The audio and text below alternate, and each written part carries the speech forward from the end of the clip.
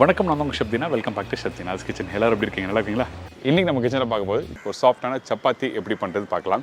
சாஃப்டான சப்பாத்தினா புல்கா, எண்ணெய் போடாமல் எப்படி நல்லா சாஃப்டாக மெதுன்னு எப்படி எடுத்துன்னு வருது, குக் பண்ணும்போது நல்லா பொங்கி வரும் பார்த்தீங்கன்னா, அந்த மாதிரி பக்குவத்தில் எப்படி சப்பாத்தி பண்ணுறது சொல்லிட்டு நீங்கள் தெளிவாக வீடியோவில் பார்க்க போகிறோம். இதோட செட்நாடு ஸ்பெஷல் பச்சை பயிர் குழம்பு எப்படி பண்ணுறது பார்க்க போகிறோம். நீங்கள் நார்மலாக பண்ணுற பச்சை பயிர் குழம்புக்கும் இந்த செட்நாடு ஸ்டைலில் பண்ணுறதுக்கும் நிறைய வித்தியாசம் இருக்குது. புல்காக்கு தேவையான பொருட்கள்: கோதுமை 1 கப்பு, உப்பு தேவையான அளவு. இதாங்க இந்த ரெசிபிக்கு தேவையான பொருட்கள். ஃபஸ்ட்டு இந்த சாஃப்டாக சப்பாத்தி ரெடி பண்ணுறதுக்கு நம்ம என்ன பண்ணுறோம், கோதுமை மாவு ஒரு பவுலில் போட்டிருக்கோம். அதுக்கு பிறகு உப்பு போட்டு தண்ணி ஊற்றி நல்லா மிக்ஸ் பண்ண ஆரம்பிக்கிறோம்.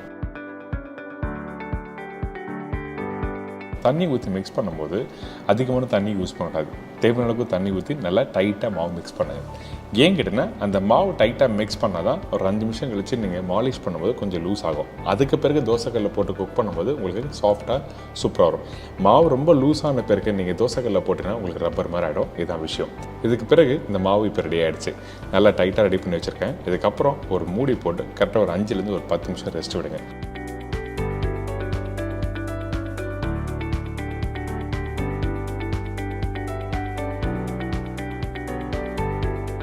அதுக்கு பிறகு அந்த மாவு ஓப்பன் பண்ணி பார்த்தீங்கன்னா கொஞ்சம் சாஃப்டாக இருக்கும், அதே டைமில் கொஞ்சம் லூஸாக இருக்கும். அதுக்கு பிறகு 2-3 வாட்டி நல்லா மாலிஷ் பண்ணுங்கள். அதாவது அழுத்தி நம்மளோட உள்ளங்கை வச்சு நல்லா ப்ரெஸ் பண்ணுங்கள்.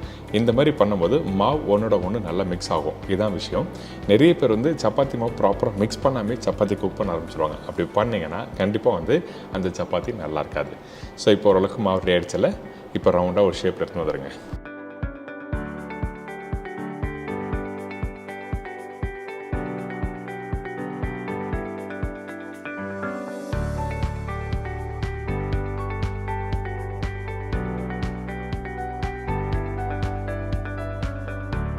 அதுக்கு பிறகு அந்த மாவில் ஒரு பகுதி எடுத்து இந்த மாதிரி சின்ன சின்ன பீஸாக நீங்கள் பேடா பிடிக்க ஆரம்பிக்கலாம். எப்போவுமே புல்கா, சப்பாத்தி, பரோட்டா இந்த மாதிரி 3 டைப்ஸ் ஆஃப் பிரெட்ஸ் இருக்குது.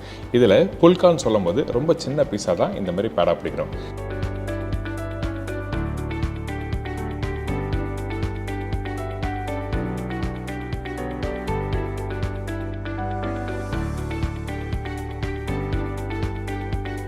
இதுக்கப்புறம் இந்த கட்டிங் போல் கொஞ்சமாக கோதுமாவை போட்டிருக்கேன். அதுக்கு பிறகு சப்பாத்தி கட்டை வச்சு தேய்க்க ஆரம்பிங்க. நீங்கள் சப்பாத்தி கட்டை வச்சு தேய்க்கும் போது உங்களுக்கு ஒட்டாது. நீங்கள் கொஞ்சம் கோதுமையை லைட்டாக நீங்கள் போட்ட பிறகு இந்த மாதிரி ரோல் பண்ணும்போது அப்படியே ரொட்டேட் ஆகும். நீங்கள் கஷ்டப்பட்டு நீங்கள் தேய்க்க வேண்டிய அவசியம் இல்லை. அதே டைமில் ஒட்டவும் செய்யாது.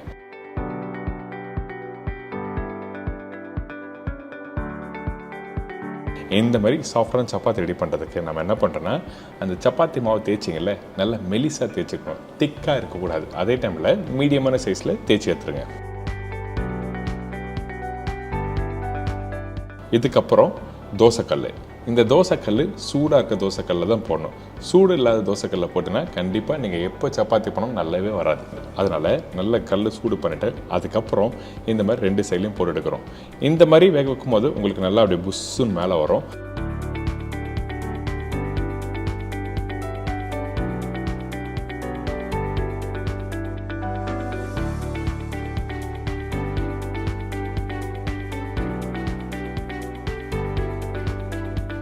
இன்னும் நல்லா சாஃப்டாக வரணும்னு வச்சுன்னா அந்த டைமில் புல்காவோட கம்பி இருக்குது பார்த்தீங்களா, இந்த மாதிரி கம்பி எடுத்து டேரெக்டாக நம்ம ஹாஃப் டன் பண்ணி வச்சுருக்க அந்த சப்பாத்தியை டேரெக்டாக இதில் ப்ளேஸ் பண்ணுங்கள். இந்த மாதிரி ப்ளேஸ் பண்ணும்போது டேரெக்ட் ஃப்ளேம் வரும்போது இன்னும் நல்லா புஷ்ஷுன்னு வரும். அதான் விஷயம், வேறு எதுவுமே இல்லை. தோசைக்கல்ல சூடு வரும், பட் இருந்தாலும் இந்த மாதிரி டேரெக்ட் ஃப்ளேம் வரும்போது இன்னும் நல்லா புஷ்ஷுன்னு கிளம்பி வரும். அந்த டைமில் உங்களுக்கு பிடிச்ச மாதிரி கடைசியாக கொஞ்சம் பட்டர் இல்லை நெய், அப்படி இல்லைன்னா அப்படி கூட சாப்பிட்லாம்.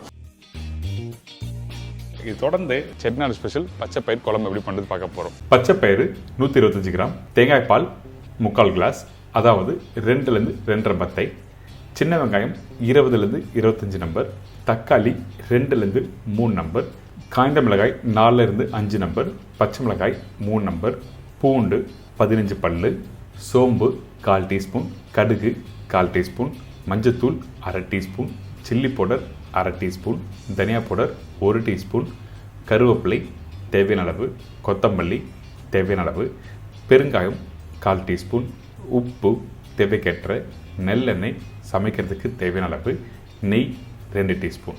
இதாங்க செட்நாடு ஸ்பெஷல் பச்சை பயிர் குழம்புக்கு தேவையான பொருட்கள். செட்நாடு ஸ்டைலில் பண்ணுற இந்த பச்சை பயிர் குழம்புக்கு அடுப்பு ஆன் பண்ணி ஒரு குக்கர் வச்சுருக்கேன். இந்த குக்கரில் நான் வச்சுருக்க குவான்டிட்டி பச்சை பயிரும் போட்டிருக்கோம். நீங்கள் நார்மலாக வீட்டில் பச்சைப்பயிர் குழம்பு பண்ணும்போது பச்சைப்பயிர் வேக வைக்கும்போது கொஞ்சம் மஞ்சத்தூள் உப்பு போட்டு வேக வச்சு அதுக்கப்புறம் தாளித்து கொட்டுவீங்க. ஆனால் செட்னா ஸ்டைலில் பண்ணும்போது இந்த மாதிரி வெங்காயம், பச்சை மிளகாய், கருவேப்பிலை எல்லாமே போட்டிருக்கணும். இப்போது சின்ன வெங்காயம் போட்டிருக்கேன், பச்சை மிளகாய் போட்டிருக்கேன், கருவேப்பிலை போட்டிருக்கேன், மஞ்சத்தூள், மிளகாய் பவுடர், தனியா பவுடர். காரத்துக்கு பச்சை மிளகாய் போட்டிருக்கேன், அதிகமான மசாலா பவுடர் வேண்டாம். ஏன் கேட்டேன்னா அந்த காரம் உங்களுக்கு நல்லா எடுத்து கொடுக்கறது வந்து பச்சை மிளகாய் மட்டும்தான். கொஞ்சம் அந்த மசாலாவோட ஃப்ளேவர் இருந்தால் நல்லாயிருக்கும்னு சொல்லிட்டு தான் இந்த பவுடர் மசாலா போட்டிருக்கோம். இப்போது சோம்பு, உப்பும் போட்டிருக்கேன். அதே டைமில் பூண்டு, தக்காளி போட்டுறோம். இதெல்லாம் போட்ட பிறகு தேவையான தண்ணி ஊற்றி நல்லா வேகிறோம்.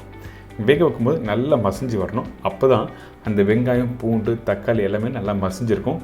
திருப்பி தாளிப்பு போடும்போது நல்லா டெக்ஸ்சர் சூப்பராக வரும். இப்போது மூடி போட்டு வேக வச்சிடலாம்.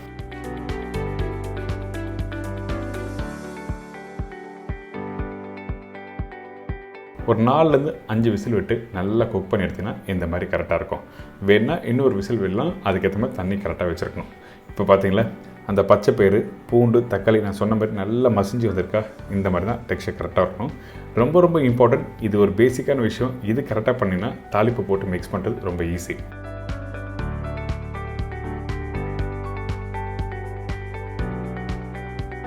தாளிப்புக்கு நல்லெண்ணெய் ரொம்ப முக்கியம். நார்மலாக வீட்டில் யூஸ் பண்ணுற கடலெண்ணெய், ரீஃபைண்ட் ஆயில் வேண்டாம், நல்லெண்ணெய் மட்டும் யூஸ் பண்ணுங்கள். நல்லெண்ணெய் கொஞ்சம் லைட்டாக சூடான பிறகு கொஞ்சம் கடுகு, காஞ்ச மிளகாய், கருவேப்பிலை, பொடிசாக கட் பண்ணி வச்சுருக்கேன் சின்ன வெங்காயம்.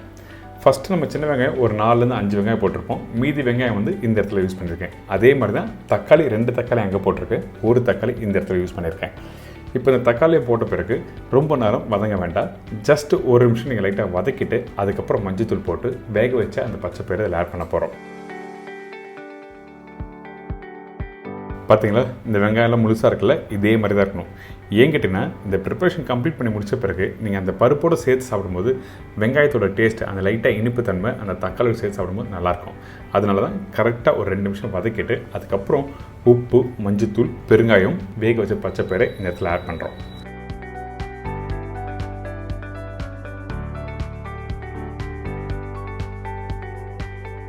வேக வச்ச பச்சை பயிர் போட்ட பிறகு தண்ணி ஊற்றாமல் நல்லா மிக்ஸ் பண்ணுங்கள்.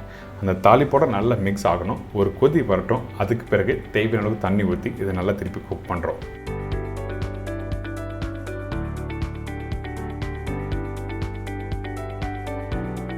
ரொம்ப ஈஸியான ப்ரிப்பரேஷன் தான். நீங்கள் கரெக்டாக அந்த பக்குவத்தை புரிஞ்சுட்டு நீங்கள் பண்ணினா ரொம்ப நல்லாயிருக்கும். எதுக்காக இந்த வெங்காய தக்காளி முழுசாக போடுறாங்க, அதே டைமில் காரத்துக்காக பச்சை மிளகாய் எந்த அளவுக்கு போட்டிருக்கோம், இதெல்லாம் புரிஞ்சுட்டு பண்ணிங்கன்னா ரொம்ப சூப்பராக வரும். அடுத்தது திருப்பி தண்ணி ஊற்றின பிறகு ஒரு கொதி வந்திருக்கா? இதுக்கு பிறகு திக்கான தேங்காய் பால் இதில் ஆட் பண்ணியிருக்கோம். தேங்காய் பால் போட்ட பிறகு ரொம்ப நேரம் குக் பண்ணக்கூடாது. அதே டைமில் கொஞ்சம் கொத்தமல்லி போட்டு நல்லா மிக்ஸ் பண்ணிவிட்டு அடுப்பை ஆஃப் பண்ணிவிட்டு கொஞ்சமாக நெய் போட்டு மிக்ஸ் பண்ணி எடுத்து சர்வ் பண்ண போகிறேன். அடாடா, இந்த ரெசிபி நம்ம வீட்டில் பண்ணலன்னு சொல்லிட்டு நீங்கள் எல்லாம் யோசிப்பீங்க. அந்தளவுக்கு ஒரு பிரமாதமான ப்ரிப்பரேஷனை என்ஜாய் பண்ணுங்கள்.